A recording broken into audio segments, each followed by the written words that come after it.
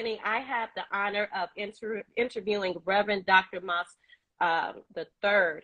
Those who don't know, he is a native from Cleveland, Ohio, and he is an honors graduate of Morehouse College, earned a Master at Divinity from Yale Divinity School, a Doctor of Ministry from Chicago Theological Seminary, a recipient of a 2016 NCAA Image Award.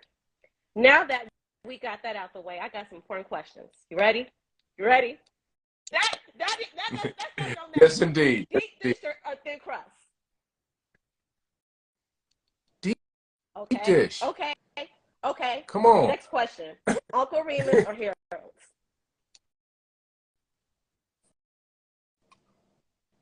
Okay. Harold's. Barbecue sauce or mild sauce? Okay. Mild. Is it called soda or pop?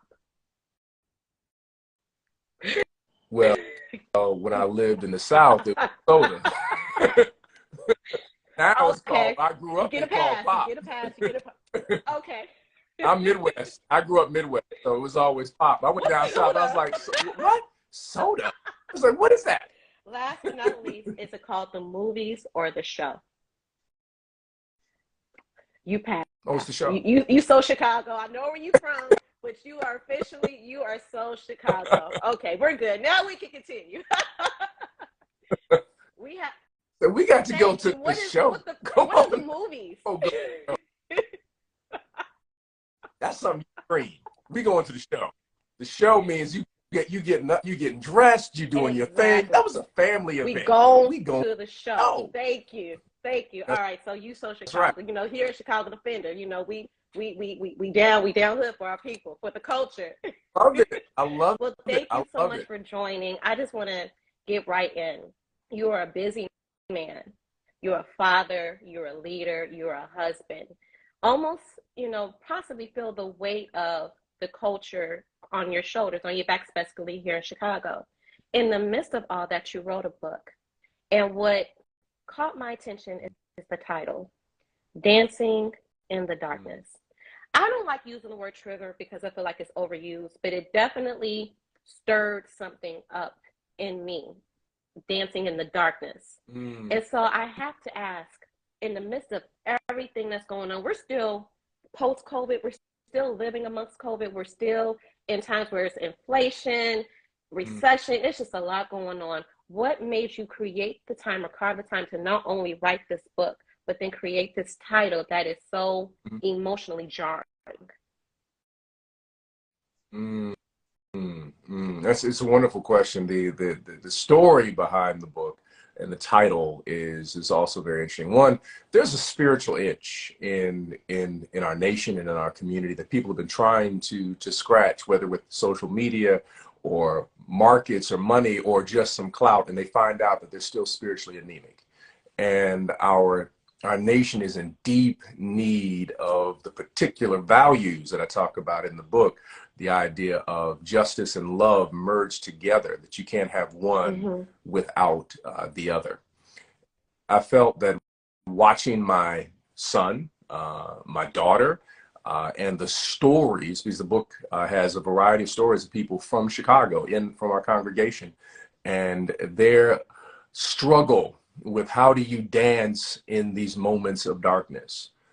And the book was really, in many ways, inspired. The title was inspired by my daughter, and that she is the one. So the story is this. It was in 2008. I was pretty new as the senior pastor of Trinity United Church of Christ. My predecessor, Dr. Jeremiah Wright Jr., had retired, and he was out of the country at the time. And it was called Bally. I think they've been bought out by like LA Fitness by this right now. But I was working out of Bally's, and I was on a treadmill, and someone tapped me on the shoulder and said, "Hey, Rev, is that your church on TV?" And I looked up, and Sean Hannity from Fox News was going off on our church. I mean, going off. I was like, I gotta go. Reason being is because a member, Senator Barack Obama, who became President Obama, was running for president.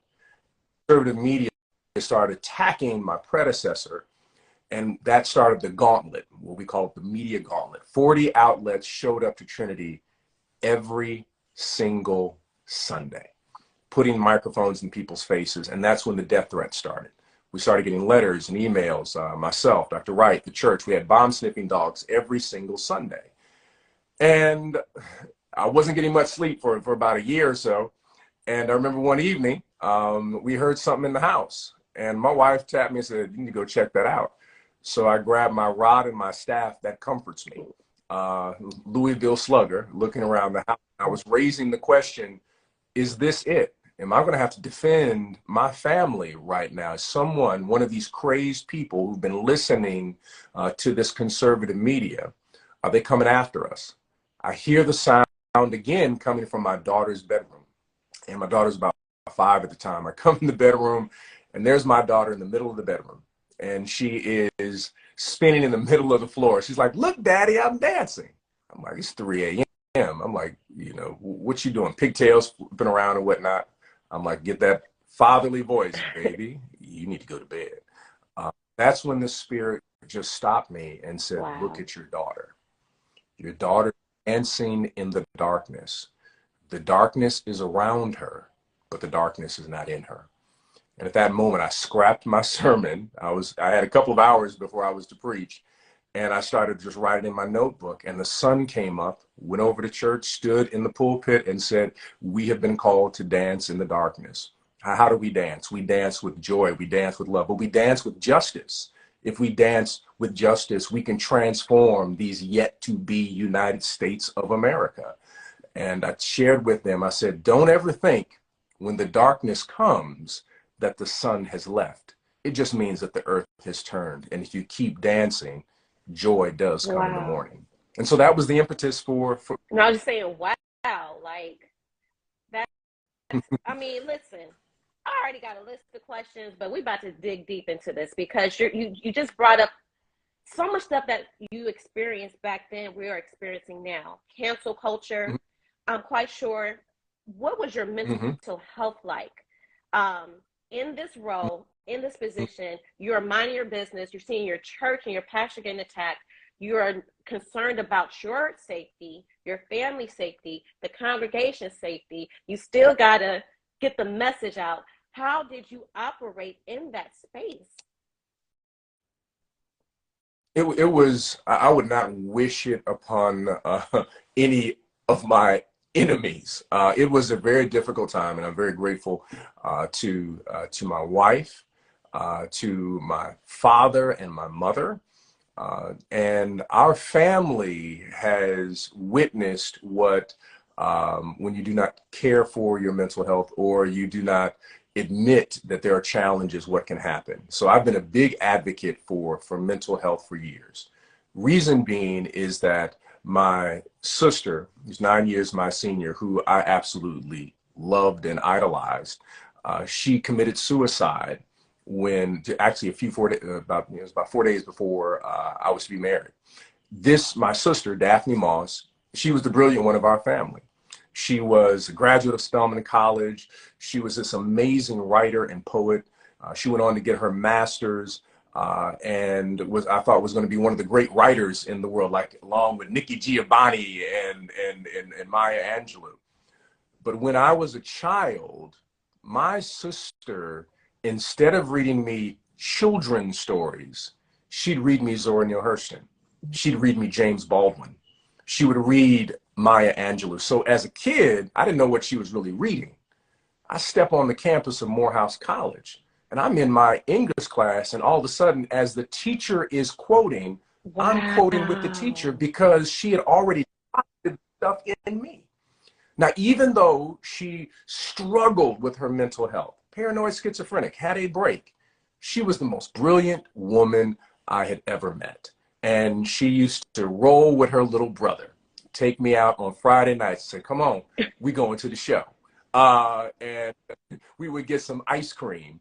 And she always, even though she was having these challenges and breaks, I'll never forget that one of the moments when she was really struggling with her mental health, she looked at her little brother and she says, "I'm gonna hold it together for you. I'm gonna hold it together. Wow. I'm gonna hold it together." She was an amazing.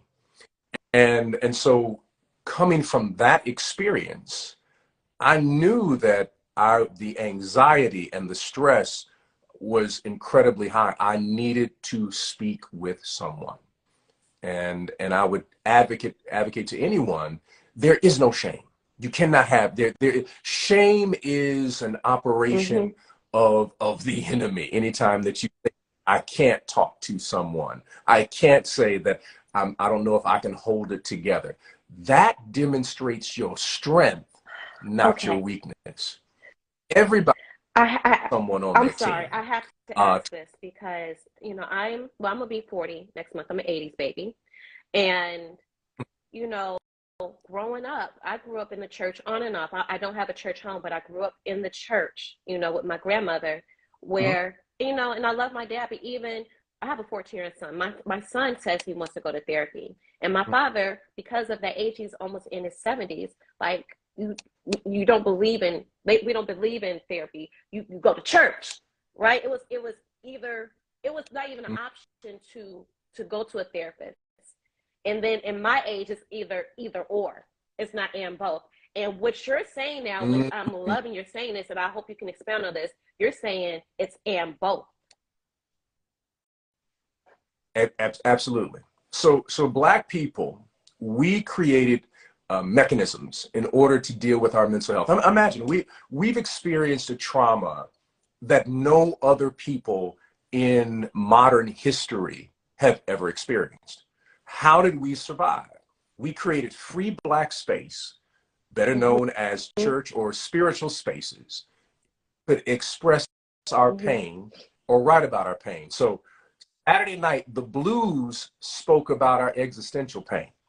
Then on Sunday morning, we showed up to church, and then we gave that pain over to God and gave us a space. Where else can you walk around and shout at any moment?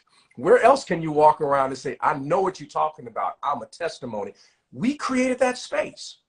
Now add that with therapy and counseling. You bring those two together, you talking about somebody being able to flourish and be able to So rise in a then for completely me, and different I, way. I just like to use myself an example.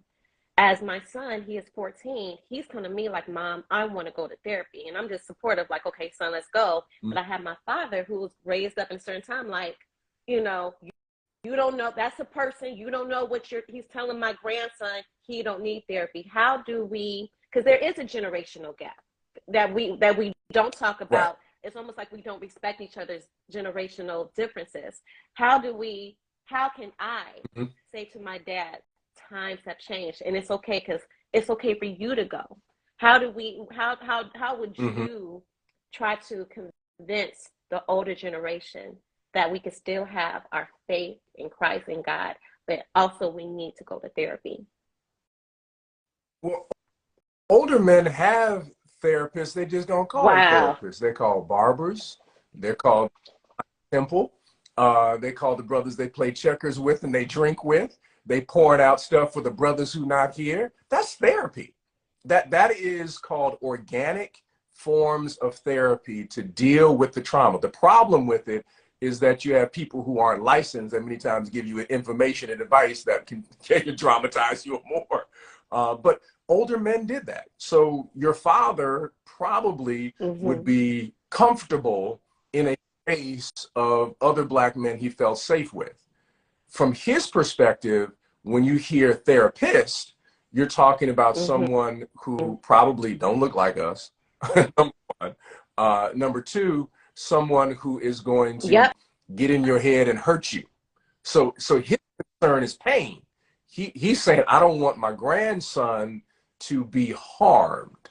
And so we have to teach the older generation. You had, for example, when couples went through stuff. Now, I mean, I'm a movie person, so I don't know if people Yeah, like mine watch The too. Godfather. That's like one of my favorite movies.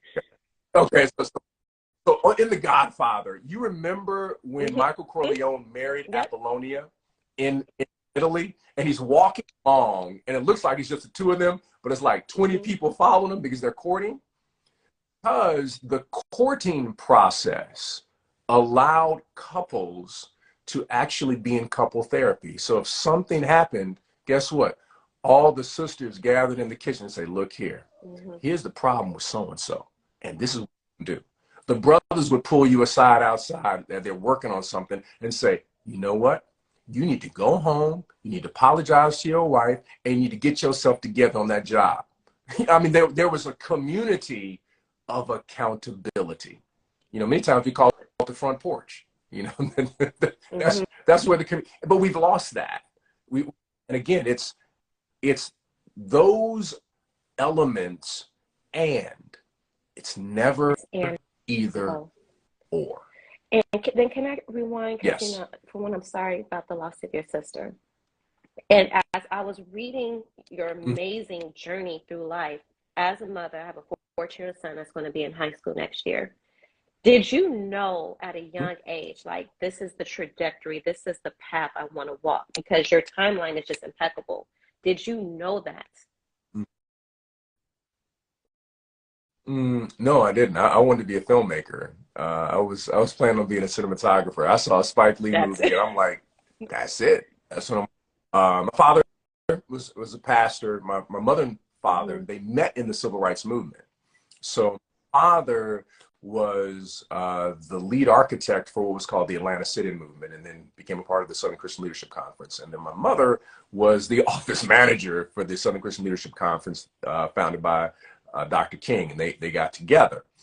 And so I was always around people who were deeply committed to community. I was always a part of the church. And I Mm-hmm. had so much great respect for it. I was like, um, but I can make some movies. I can tell some stories. I said, you know, preaching is storytelling. Well, making movies, that's storytelling. And you can transform people because you can Mm-hmm. decolonize their imagination. Because, you know, I grew up in a church where we always thought, we knew Jesus was black, Moses was black. But I said, the problem is, I saw movies where they were white, and I still Exactly. got that image in my head, Exactly. even though I know that's not right. And if I could create the imagery, then maybe I could decolonize the imagination. If I decolonize the imagination, then you don't bow down to a certain group of people thinking that they're better than you, because now I have the image of myself in the process. And that's really, that started me on the trajectory. And then I was an athlete, the other thing was. And so I wasn't like superly focused in school all the time as I should have been. Because Well, so what you're saying is, especially for our young generation, our youth, they need to see it. They need to be exposed to the mm, possibility of what they can mm, possibly become. So you know, wanting to be a filmmaker, but easily making that pivot into becoming a pastor and being in the community wasn't far-fetched because you grew up in it. Do you think that is what's right. missing with a lot of youth who just don't know what they want to do, or know that their world is bigger than the south side of Chicago, or their block, or the west side? I heard a gentleman who is, he's not now long gone. Some of the people listening may know who he was, Judge Pincham. And Judge Pincham made this statement. He said to the mentorship group at church, he said, you can't be what you can't see. Uh, and he said, I believe we've got to be able to demonstrate to young men what they can be. One of the great curses and possible blessings, and I'm saying it very intentionally that way, one of the great curses and possible blessings is social media.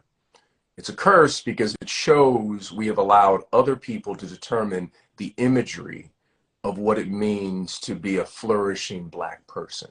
It could be a possible blessing if we take hold, just like what you're doing with the Chicago Defender. The Defender has historically been a space you could open up those pages, but now digitally look at the Defender, and you could see the Mm-hmm. diversity and beauty of Blackness. We need those spaces.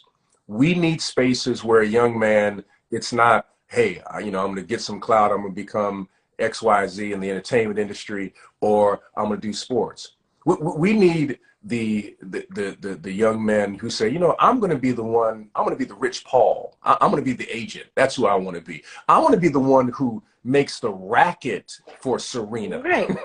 I want to be the one who's going to be the lawyer for Serena. I want to negotiate the deal. And then I want to take the funds because I'm so committed to my community. I want a tithe to go back to my community. When we have that imagery, when you place the imagery, for example, a third grade class, they found out if you place imagery in front of third graders beyond what society expects, they begin to reach for it. If you put Mae Jemison's in front of third graders and push that image, all of a sudden they start reaching for the stars and want to be an astronaut. It's the kids are pretty simple when it comes to imagery and dreams. Well, then can we, you just got to, since you brought up social media, let's talk about cancel culture. I am not a fan of cancel culture at all. With the Chicago Defender, I'm also a media director. And so I want to ask you, and this is, I ask my clients when they want to target a certain market, I say, let's focus on what I call your least sophisticated consumer. And so for you, Pastor, I would say, I just love to use myself. I'm a very transparent woman. I would love to use myself as what would be your least sophisticated consumer, because I don't have a church home. I have a strong relationship with God. My dad hosts a Bible study every Wednesday. I mean, I know, the Bible in and out, but I don't have like a church home. A lot of people don't have a church home, or because of social media or what they possibly see, quick to cancel out the idea of church. See, this is why I don't go to church and things like that. How do you navigate and combat cancel culture, but still try to reach your least sophisticated consumer? Do you understand my question? I think I do. I think that the key around this is authenticity.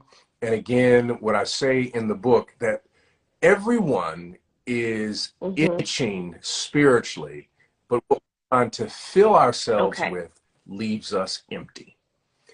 So we have to reiterate these particular values over and over and over again. People gonna say what they're gonna say. And what's fascinating about that is that people will be quick to cancel an entire institution or community because of, social media posters like that. The church is X, Y, and Z. But I can't see anyone cancel out pizza. If you went to a bad pizza joint, you ain't going back to that pizza joint. But you're not gonna say, that's why I don't like no pizza. No, you're going to find your other deep dish that you love. If you, the bad hair, you're like, well, I'm going to 87. That's where I'm going. I'm going to that one, because I know I'm going to get some good chicken there. The other one didn't work out, they got 102 of them. So it's very interesting that we're not sophisticated, because this institution, and I'm saying that every church is perfect or anything that they shouldn't be. But I'm saying that the institution of the organic free space known as the church, most churches have 75 people and 3 families are a part of them. And what they do storefront, and they're the ones that pay the rent for the elder in that church. They're not community folk, they're inwardly for their community focus. And for example, we did a project where we canceled $6 million of debt in the city of Chicago for medical debt. We gathered other churches and say, let's pay off people's medical bills. They ain't got to know who we are, ain't got to know that we did it. We just going to roll and do that. Why? Because that's our role. And when you do the good works, when you embody the good works, that is better evangelism than saying you need to come to my church. I'm just going to do what I got to do. The greatest compliment I ever received was from a brother from Loden Homes right next to our church. I was walking in the neighborhood. He said, hey, Rev. I said, hey, what's going on, bro? And he said, hey, man, I want you to know, I ain't never coming to your church. He said, but you my pastor. We said, when I die, you better be speaking over me. But he said, I can't come. I'm not going to disrespect y'all. I'm not going to come through the doors. He said, but what he was saying was, the tradition I can't get with. There's some challenges that I have, but I recognize the authenticity of what the ministry is doing, and I respect it. I respect it deeply. And when we were going through some of that stuff in 2008, some of them brothers rolled up deep. and that's what it is. And I just want to, what would you say to, especially, and I gear towards Black men and young boys, what would you say to them during this time as they are struggling a lot? There's a lot of brothers and young boys, Black boys, that are, I say self-deletion or, committing suicide. What would you say to them? How would you reach them? Or how can Dancing in the Darkness, since it's for everyone, right? How can that book help all of us, but specifically Black men and young Black boys? Well, first of all, I would say, one, you are not alone, and you need not deal with any shame. And thirdly, you got to connect with a partner. I said a few Sundays ago, I'm a lover of history. I'm a lover of Black history. I mean, folk church joke me, I'm a Black history nerd. I am. I'm just a Black history nerd. Because I believe that, I believe that you find out so much about our community through looking at history. And I told the story of, his name is Boudini Brown. Boudini Brown was the corner man for Muhammad Ali. Now, Boudini Brown couldn't tell you how to fight. Boudini could not tell you how to throw a punch or fix a cut over your eye. Boudini was brought into relationship with Muhammad Ali through Sugar Ray Robinson. This is an interesting story. Sugar Ray Robinson told Muhammad Ali, you need a Boudini in your corner. And he's like, what do you mean I need a Boudini? I got, people to teach me how to fight. I got trainers. I got all these people. He said, you need someone who can tell you in your ear when you don't think that you can make it, you the greatest. And so in the corner, if you watch Muhammad Ali fights, there's this Black man in the corner. When Muhammad is in the corner, he's whispering in his ear, he said, don't forget, Muhammad, you're the greatest. You float like a fly. You sting like a bee. Say it with me before you get back in that ring. I'm in this corner to remind you who you are. And I said to the congregation, everybody got to find their Boudini. You need someone in your corner that can remind you who you are when you don't think you can make it. You need someone who is going to stand with you, who's going to remind you when you're weak, I'm going to pick you up. Someone, I love it. The Southern tradition is when you have folks that I prayed for you. Don't dismiss praying saints. Don't dismiss when someone says, baby, praying for you. Don't dismiss them people. Those people have a Boudini spirit. Everybody, we need Boudinis. We need people with a Boudini spirit. So I say to young men, you need a Boudini in your corner. You need someone who's going to lift you up, not a joker. You need a Boudini. You need someone who is going to say, I want to see you rise. I want to see you at your best. Because not everybody who's in your corner is in your corner. And you need to understand, just because they're in your corner doesn't mean they want to see you flourish. And that is the mistake that young men make. Said, I've been riding, he's my ride or die. He may just be your die because he really doesn't want to ride with you. So you gotta be careful. If they're not in the church or have that Boudini, what advice would you give them to how to decipher who is in their corner and who is in their corner to see them win? I think I even struggle with that. How do we know? How do we decipher or have the discernment to know who is our true Boudini? I think there's several things you can do. That's a great question. One, does the person have the ability to celebrate other people? I always say that you got to be careful about someone who can't be excited about someone else's blessing, because it means that they have an issue with someone else being celebrated.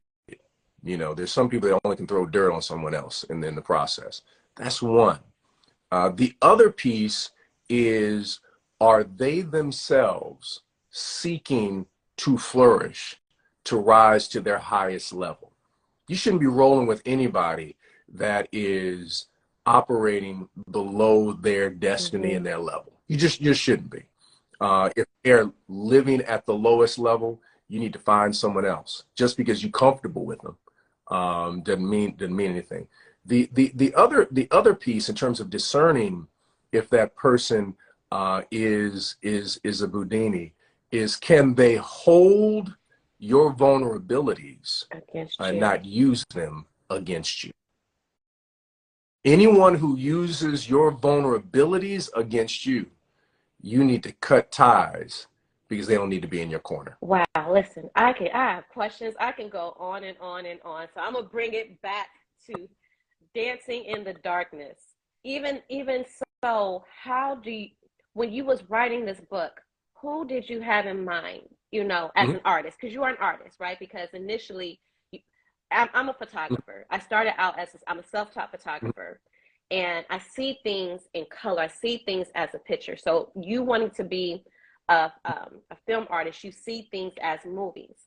So when you was writing Dancing in the Darkness, who did you see as the person or the entity that was going to be impacted by this book? It's really interesting that you would say that. It's really, the book was written for you.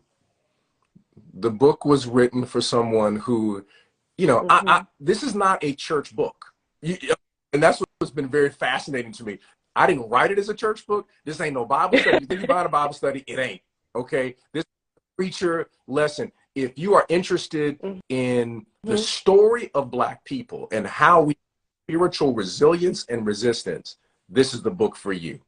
If you're interested in terms of how do I flourish and live in these very dark moments in American history, this is the book for you.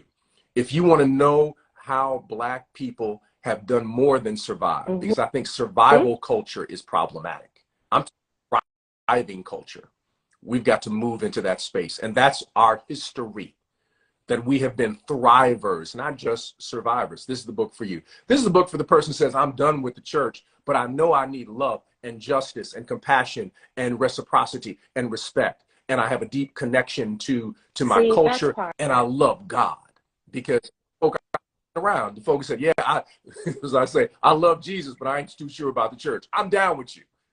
So, but Pastor, I really am. We don't hear this, and not to any other pastors, but it's rare we see that reach. Like, listen, I respect that the church is not for you, but guess what? This is still a message for you as a human being to get you through human times. We don't hear that. We don't see that. It's either, like I said, I've experienced, a lot of people experience, I've been in a lot of discussions where they experience the either or effect. Either you're in a church or you're damned, where you cannot have a relationship with God even if you're not attached to a church.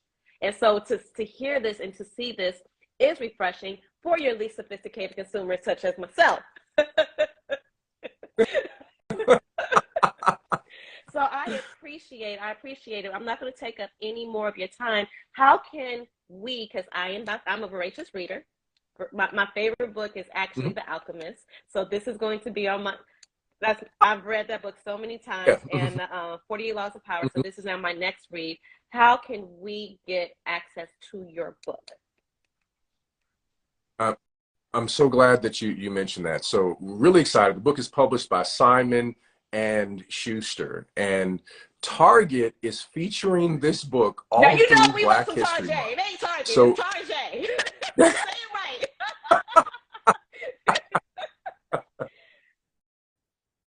And there's a wonderful African-American owned bookstore in Chicago called Afterware Books. Sister Inga Nomo is the owner. Afterware. AFRIARE. Afterware Books. And you can get it online through Afterware Books, and you can support a Black bookstore, support a Black woman. She is actually the manager of the Trinity bookstore. She has 2 locations, Oak Park and also on the south side of Chicago. And so you can do Afterware Books. You Mhm. can, I mean, for those, depending on where you are, I mean, I would really support you. Do Everywhere, you can do Target, you can do Barnes and Nobles, you can do Amazon, anywhere books are sold. But if you want to put your dollars to support an African American business, All right, it's sorry. Afterware Those who are Books. listening, we Mhm. support, we circulate our black dollars. So before you go to Amazon, before you go to Target, anywhere else, Afterware Books that you can purchase online. There is absolutely no excuses. And I'm looking at y'all and I'm calling y'all out if y'all go anywhere else. Okay, continue, Pastor. Yeah, those are the places that you can get it. And I would encourage wherever you purchase it, if you could please write a review on Amazon. So this is what people don't realize. So Amazon is the largest book seller, really procurer of books. When you do a review, especially on a black book, it pushes the book out on Mm-hmm. multiple platforms, but also sends a note to publishers: we have to get more black writers. So, it's as simple as that. They have so much power. So purchase from Afterware, write a review on Amazon, because it will say to, there's only 3 or 4 major publishers. It will say to those publishers, we need more books like this because Mm-hmm. people are, we've got data now. And that's basically what they're doing. They're Okay. just doing So just to stuff by the repeat that, numbers. okay, you guys heard this. So go to Appleware to order your book, but then take it a step further. Hmm. Go to Amazon. Please write a review because, Pastor, not to steal your thunder, but I speak on this all the time, how we need more black writers, black directors, more black stylists, costume designers. We need there's space for all of us, especially when it comes to art. Black publishers, black attorneys, we need that. But the only way they're going to push that and give us more opportunities, they have to see the supply and the demand. So go to Afrorit to order your book, then go to Amazon and write a review for Dancing in the Darkness. Pastor, listen, I could take up all your time, and I'm looking at the comments, and I will be visiting because everybody's telling me to come to Trinity, Amber. So I will be, if I can get a seat, I will be front row because I am definitely want to visit Well, now. you could love to have you. And Black History Month is a special time to come to Trinity. Can't nobody do Black history like we do. We do this year. The focus is ancestors, icons, and saints. So I'm going to do the gospel according to Frederick Douglass. I'm going to do the theology according to Marcus Garvey. I'm going to do the faith of Fannie Lou Hamer and the spirituality of Toni Morrison. Those are Well, the so 4 you know I'm a sermons for great Black reader. History When you Month. just dropped them So names, you just saw my mouth drop. Well, so we do it differently. We do it. Nobody. I see Hutch said, yeah, nobody. We roll different. We built different. well, I would definitely be there because this has been one of my favorite interviews thus far. Just the education for me, I emphasize on Black health regarding Black men because I have a 14-year-old son getting ready to navigate this world. I was raised by my father, so you see it is more personal to me. So this conversation was definitely special, and I really appreciate it. Thank you His so name is much. And what's your Quentin son's Crockett, name? and I have to say, just a proud mom. He is in 8th grade, and he just tested at a 10th grade level. So he just tested gifted. So All right. Come on. All right. Well, we'll be praying for him. And I want to say, because I'm a Morehouse grad, I gotta put in got to put in a plug for Morehouse at some point. I hope that he will at least consider Morehouse College as an absolutely, because institution to actually attend. he's going to be going to Leo Catholic High School, which is an all-boy Catholic high school ran by a Black principal, and a good 70% of the staff are Black men. And he actually chose to go to Leo. Mm, So that would not be far-fetched for him to go to Leo to Morehouse. So I think he's on the right trajectory like all you are. right. Thank That's you. wonderful. Well, he's got a great mom and a great, and that's a real blessing. And it's been just a Thank you. You as delight to well. talk with You you as well. today. You have a great day. Everybody, thank you for tuning in one more time. The Dancing in the Darkness. Go to Afterware to order your book online. Then go to Amazon to post a review so we can get this circulated, get this in the algorithm, and get the word out. Anybody can get this book and learn from this book and grow from this book and scale from this book. You don't have to be a part of a church, but all of us have had moments of darkness, moments of sadness, moments of confusion, and it looks like the only way to get through that darkness is to dance through it. So thank you, Pastor. You have a great day. Thank you so much. Bye. Right. Take care.